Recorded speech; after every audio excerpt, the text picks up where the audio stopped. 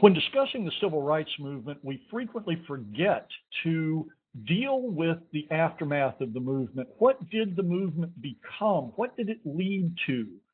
How did it change after its successes in 1964 with the Civil Rights Act and with the 24th Amendment, and in 1965 with the Voting Rights Act? Well, other groups of people who had been shut out began looking at the civil rights movement early on and finding their own feet under them. The Native Americans, for example, created an Indian liberation movement, you might say. Now, this is sometimes hooked up with the New Left in some of the language. Hispanics began organizing primarily originally for our economic benefit, so they would not be exploited in agricultural labor, but then later in an identity movement that you see playing out in the American Southwest. Women began seeing themselves as others who had to go ahead and seize the rights that had been denied to them legally and socially and culturally. So you see an uptick in feminism, second wave feminism, with organizations like the National Organization for Women leading the charge, as well as many other smaller organizations. And these all pinged off of the civil rights movement and off of the student movements of the 1960s and into the 1970s as well. But the civil rights movement proper, particularly the Southern Christian Leadership Conference, the Student Nonviolent Coordinating Committee, and other groups like that, CORE, the NAACP, they changed what they were, changed their concept. Now, outside the South, too, began building on the successes, and media and white society attention began changing from the South to the North and the West in particular. And we see during the early 60s into the mid 60s into the late 60s a morphing of the movement.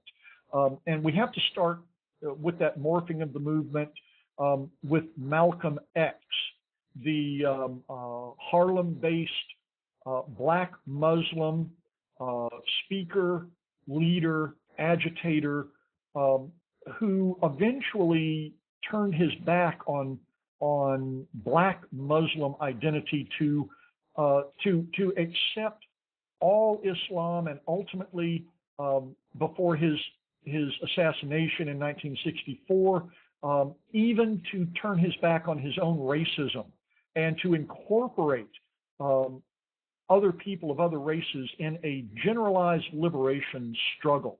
Malcolm X had always offered a broad critique of American racism and offered a working class critique of American racism that ultimately penetrated into the somewhat conservative, somewhat staid civil rights movement, and into the consciousness of Martin Luther King, who by 1965 had become the focal point of all things civil rights. Now Malcolm was assassinated by Black Muslims in 1964, ending what looked like might have been some kind of union between him and King's groups. Inner city riots had begun plaguing the U.S. Beginning in 1964, when we see riots in Harlem and Rochester, New York, and in Philadelphia. But the real riot era began with the Watts riot of 1965, which was a broad-based riot in an area of Los Angeles that drew media attention and went on for days and days, and was this is the era in which race riots changed. Race riots until the 1960s had been white people invading black neighborhoods, destroying them, and killing black people. Beginning in Harlem, Rochester, and Philadelphia, but then really with the Watts riot, you see black communities erupting and self-destructing to some extent, with black folks attacking businesses, running rampant. Mob actions are mob actions, whatever their causes, but attempting to draw attention. At least this was the explanation given by people with cooler heads, attempting to draw attention to problems in the inner city that were being bypassed by all of the attention given to attempts to equalize things between the races in the South. There were a lot of problems in inner cities outside of the South. Now, I'm not excusing mob action. However, mob action has a long history as political movement in American history, and it's very easy to see these urban riots as an extension of the mob action of the 1830s and 1840s. And it did what it was supposed to do. It did what it always does in American political culture. It drew attention to the injustices that were lurking, boiling, in fact, beneath the surface, and that had not been given sufficient attention by a government that was occupied with other things. The Watts riot really broke this open. We see other riots in 1965, the Chicago, Cleveland, and Omaha riots. 1966, of course, had its share of riots, but 1967 was the long, hot summer of 7 major multi-day riots, along with dozens of small, sometimes multi-day, sometimes just single-day protest movements that turned into riots. This was kind of common in the 1970s, and part of the dynamic of not the civil rights movement, but of the problems that unequal distribution of prosperity had caused, and with, quite frankly, the caste system of race in the United States. In addition to the influence of Malcolm X and potentially the influence of the riots and the critique that rioters were offering, that makes it sound kind of sterile, and I don't mean it to. Then King himself began expanding his vision and radicalizing his vision. He moved from a narrow focus on African American civil rights attained through law to address what he perceived as the underlying problems of caused by racism, which were poverty and war. He saw that worldwide poverty, that war like the Vietnam War, which was raging at the time, were part and parcel of the same thing that caused segregation. And he began, in his own thinking and in his own speaking, organizing his thoughts differently and expressing them very radically differently than he had in 1955 through 1965. King, in expressing these thoughts, offered his support to groups of people who were the poverty-stricken, who were poor, who were striking in the economic sphere for rights, economic rights that were being denied to them regardless of race. And it was in support of the Memphis garbage strike of 1968 that he found himself in Memphis, not speaking for laws, but speaking for justice, economic justice in particular, and where the assassin's bullet found him, which led to 4 major riots and 26 minor riots in the immediate aftermath of his assassination of April 1968. These occurred before the summer. and it was very much expected. King, a couple of days beforehand, had prophesied his own death. I don't think he really believed it, but I think King had been thinking that he would be assassinated for a long time prior to the actual assassination. And in the aftermath of that, he became not only a martyr, but a saint.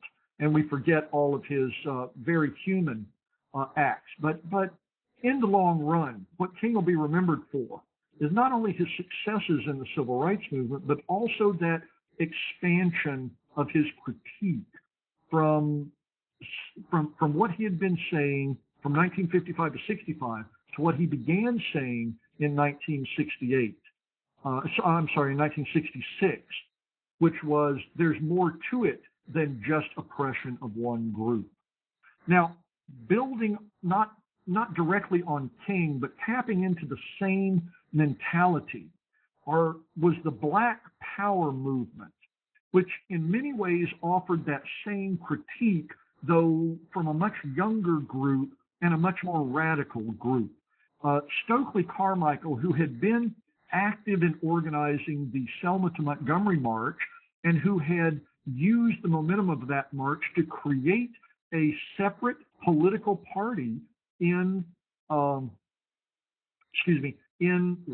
County, Alabama, which actually did pretty well in Lowndes County, called the Black Panther Party.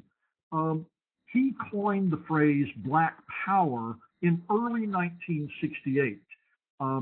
After a couple of years in trying to organize in Lowndes County, he had developed a much broader critique and coined the phrase Black Power in 1968. He went on to change his name to Kwame Ture and lived into the 1990s. Much of the Black Power movement, as envisioned by Stokely Carmichael and others, was very similar to the Black nationalism of the United Negro Improvement Association of Marcus Garvey in the 1920s. But eventually that critique would split, and many people like Stokely Carmichael and others would move to a more radical critique of American society and of capitalism from a Marxist-Leninist or socialist point of view, and they would denounce that Black nationalism that was inherent in at least part of the Black Power movement. And this critique centered in the Black Panther Party that had its major existence from 1966 to 72. The Black Panther Party, though Stokely Carmichael had used the Black Panther as a symbol in 1965-66 of a new political party in Lowndes County, Alabama, the Black Panther Party had a separate genesis. They originated in Oakland, California in 1966. Eventually, Carmichael joined the Black Panther Party. They offered a Marxist-Leninist critique of race and class, which was much broader than even King was offering. They were class conscious, but they did not believe that Black self-rule was an oxymoron, self-exclusive. Eventually, they dropped the Black nationalism of the Black Power movement, and the Panthers kept the socialism. Now, the Panthers were pretty frightening to people, to white folks in particular, and I suspect they scared a lot of Black folks also. Their rhetoric was very revolutionary, tinged with all the revolution of 1968 and all the communism and Maoism of that time. They offered, they in fact had called themselves the Black Panther Party for Self-Defense, and they adopted black leather jackets, black berets, and conspicuous arming of themselves. They even had organized armed citizens patrols, which was the hard end of their rhetoric. And on the other hand, however, they created the free breakfast program for children um, in particularly Oakland schools, and that program continues today.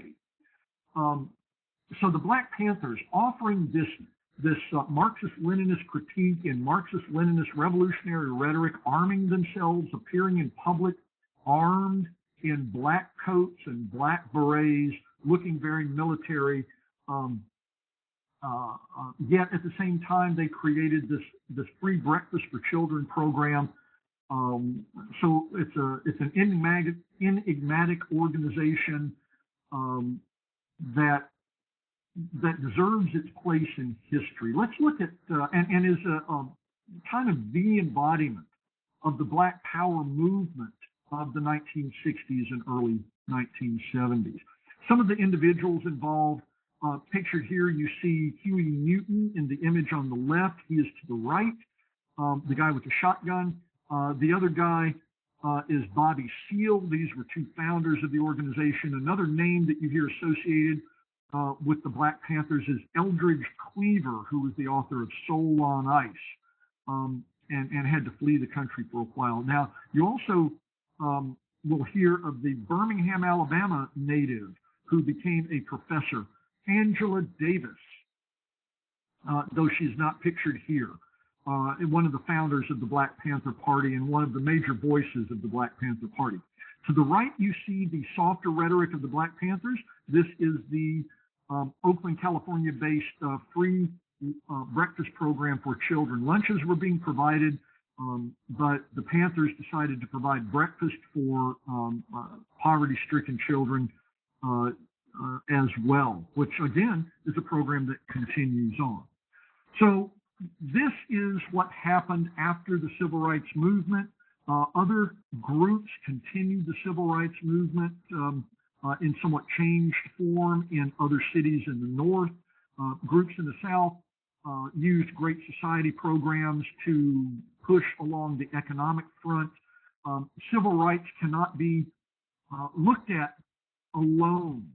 They have to be looked at in a whole system of race and class and economic opportunity within the United States. And that's exactly what the Civil Rights Movement did. It began offering a much broader critique, a critique that has lasted into today. And with that, as usual, I thank you for your attention.